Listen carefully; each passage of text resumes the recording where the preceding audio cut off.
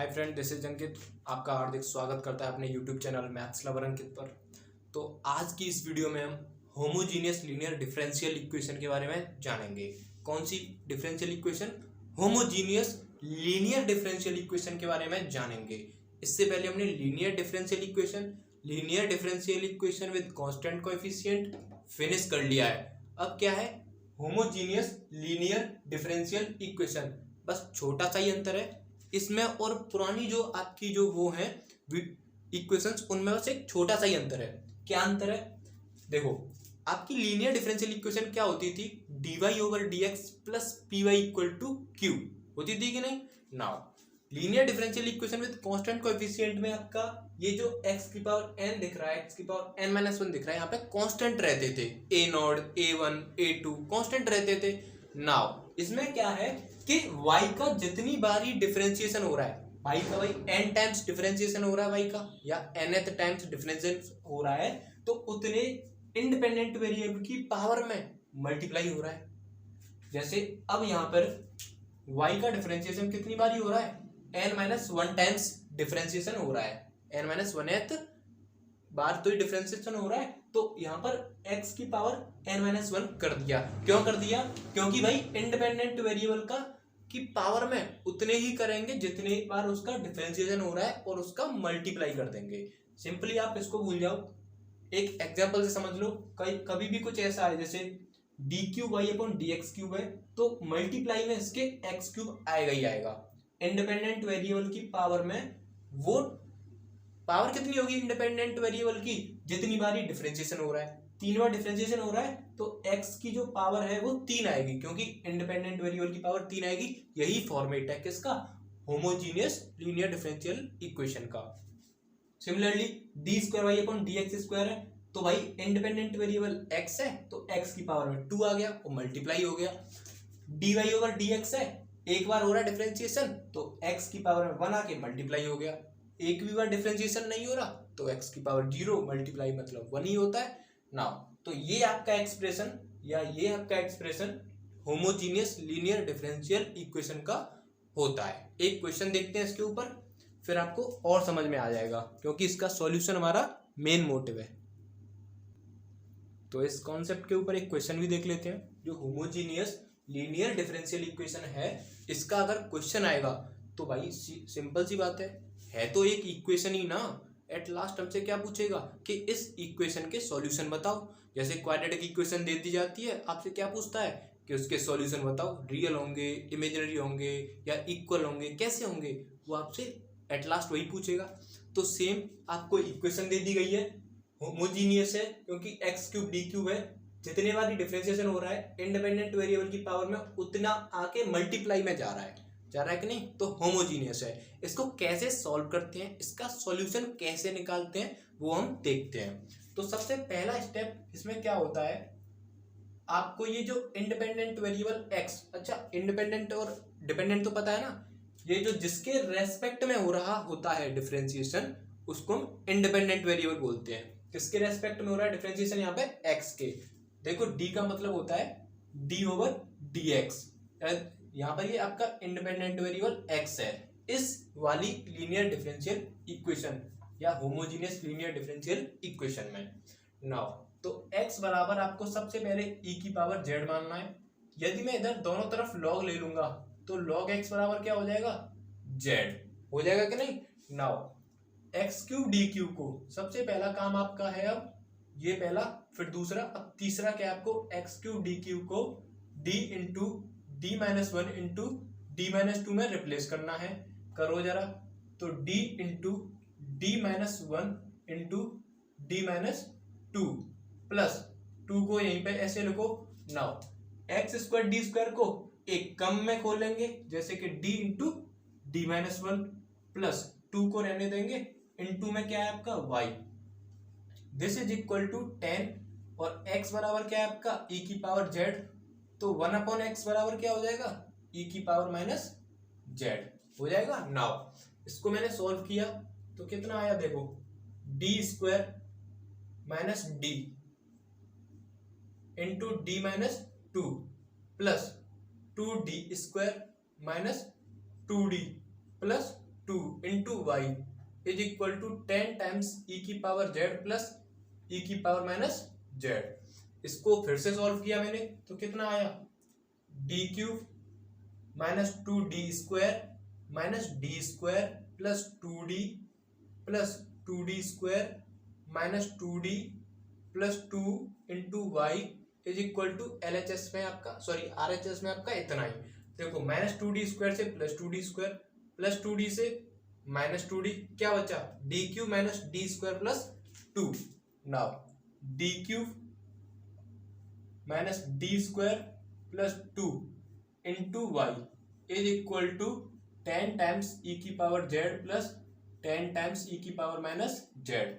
मैंने 10 का मल्टीप्लाई दोनों तरफ कर दिया है, 10 का मल्टीप्लाई इसमें भी और इसमें भी कर दिया। नाउ अब क्या करना है आपको, अब आप देखो ये आपकी linear differential equation with constant coefficient में कन्वर्ट हो गई है। कैसे, क्योंकि देखो डी क्यू के आगे कोएफिशिएंट 1 है, डी स्क्वायर के आगे कोएफिशिएंट 1 है। इसका सॉल्यूशन क्या होता है, y is equal to C F plus P I, जो होता है वो linear differential equation with constant coefficient का सॉल्यूशन होता है। नाउ अब क्या करना है आपको, सी एफ निकालना है और सी एफ निकालने के लिए आपको ऑक्सिलरी इक्वेशन चाहिए। तो ऑक्सिलरी इक्वेशन कैसे निकालेंगे, डी क्यू को एम क्यू और डी स्क्वायर को एम स्क्वायर प्लस 2 बराबर 0 कर देंगे। अब m बराबर -1 मैंने रखा है इसमें, तो वो इसको सेटिस्फाई कर रहा है, तो मैंने m प्लस वन और इधर m+1 3 बार लिख लिया और इधर इक्वल टू 0 कर दिया। मैं इसको देखो इस फॉर्मेट में लिखने जा रहा हूं। मुझे क्या चाहिए, m³ चाहिए, तो मैंने m² का मल्टीप्लाई m में किया तो कितना आया, m³ आया प्लस m² आया, लेकिन चाहिए -m², तो माइनस का 2m किया तो plus m² minus 2m² minus m² हो जाएगा। -2m का मल्टीप्लाई +1 में किया तो -2m आया, लेकिन चाहिए क्या, +2, तो प्लस 2m से कट गया तो +2 बचा आपका। Now m² minus 2m plus 2 बचा यहाँ पर, कब, जब हमने m+1 पूरे में से कॉमन ले लिया। नाउ फैक्टर हो गए ये। एक तरीके से मैंने क्या किया, ये m³ माइनस m² प्लस 2 के फैक्टर्स किए हैं। आप इसको m बराबर -1 फिर m+1 से इसमें डिवाइड देकर आप यही निकालोगे।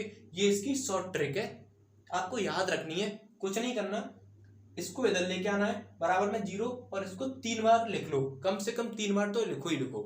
उसके बाद हमें चाहिए m³, तो मैंने m² का मल्टीप्लाई किया तो m³ मिला, +1 में किया तो m², लेकिन चाहिए -m², इसका यूज करेंगे।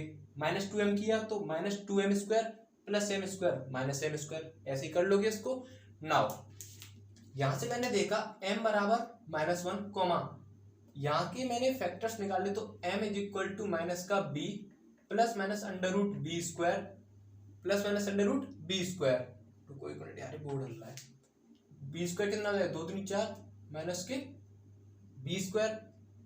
एक मिनट रुकना, यहाँ पे कुछ गलती हो रही है भाई, यहाँ पे कुछ गलती हो रही है। -2m प्लस 2m, सही तो यार, 2 दूनी 4, लेकिन ये गलती हो रही है यहाँ पे कुछ, सही है। नाउ b² कितना हो जाएगा, 2 दूनी 4 माइनस के 4ac, कितना हो जाएगा 4ac अपॉन के 2a, सही है ना।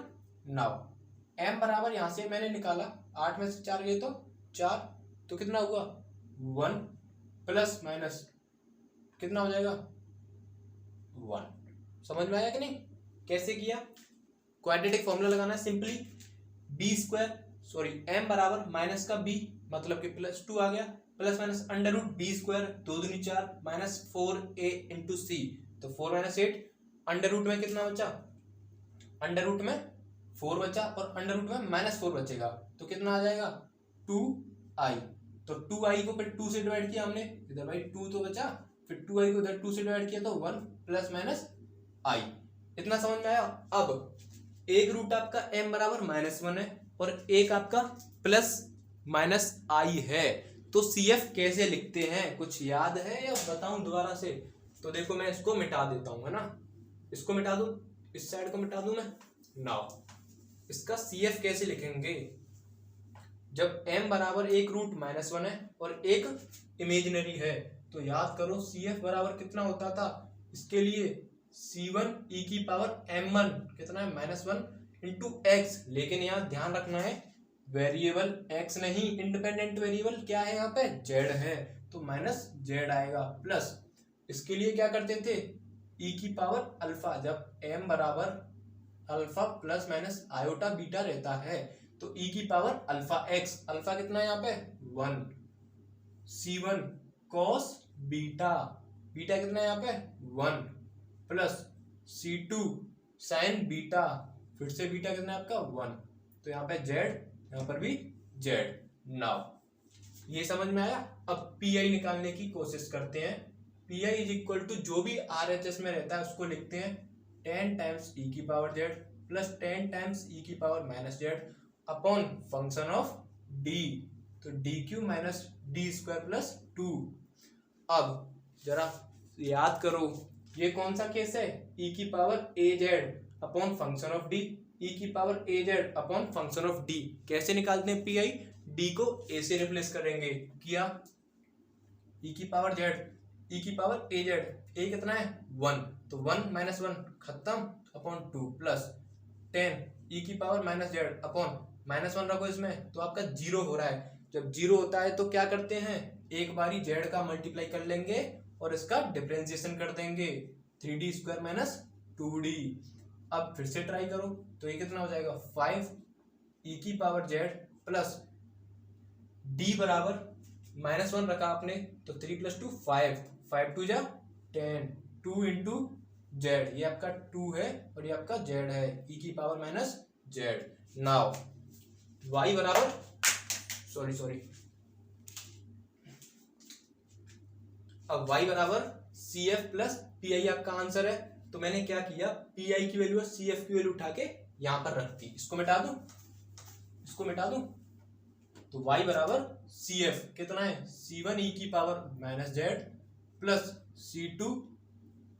C1 e की पावर -z प्लस e की power z C2 cos z plus C3 यहाँ पे C1 C2, भाई यार ये वेरिएबल थोड़ा सा बदल लेना, C1 क्योंकि दो बार यूज नहीं करते, C1 C2 इधर C3 sin z।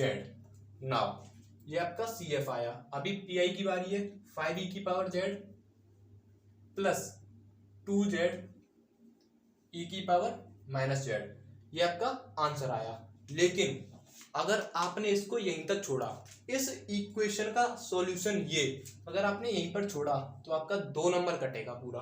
क्यों कटेगा, क्योंकि आपने आंसर निकाला है y का आंसर इंडिपेंडेंट वेरिएबल z बना दिया आपने, लेकिन z तो क्वेश्चन में नहीं था, वो तो हमने अज्यूम किया है। तो आपको यहाँ पर एक लाइन लिखनी पड़ेगी, वेयर z बराबर कितना था आपका log x, z बराबर कितना था आपका log x। आप चाहो तो इसको इसमें रख दो, नहीं रख रहे तो इतना भी छोड़ दो, कोई फर्क नहीं पड़ता, समझ में आई। लेकिन ये जरूर लिखना पड़ेगा आपको कि z बराबर log x है। तो अब आपको समझ में आया linear differential equation with constant coefficient और आपका होमोजीनियस लीनियर डिफरेंशियल इक्वेशन को सॉल्व कैसे करते हैं। तीनों के तरीके अलग हैं, पहले का कुछ तरीका अलग था, दूसरी का कुछ और है और इसका कुछ और ही है कि नहीं। लेकिन इसमें दूसरी वाली का यूज हुआ है y = CF प्लस PI में। अच्छा, बाकी अभी एक और रह गई है, उसको भी हम देखेंगे। ये वीडियो समझ में आया कि नहीं, ज़्यादा हो जाएगा वरना मुझे भी पसीना आ रहा है। तो आपको समझ में आया वो वीडियो तो भाई लाइक कर देना, आपके सपोर्ट की बहुत ज़रूरत है, आप ज़्यादा से ज़्यादा शेयर कर दो इसको बस। थैंक यू, बस इतना ही कहना चाहूँगा मैं।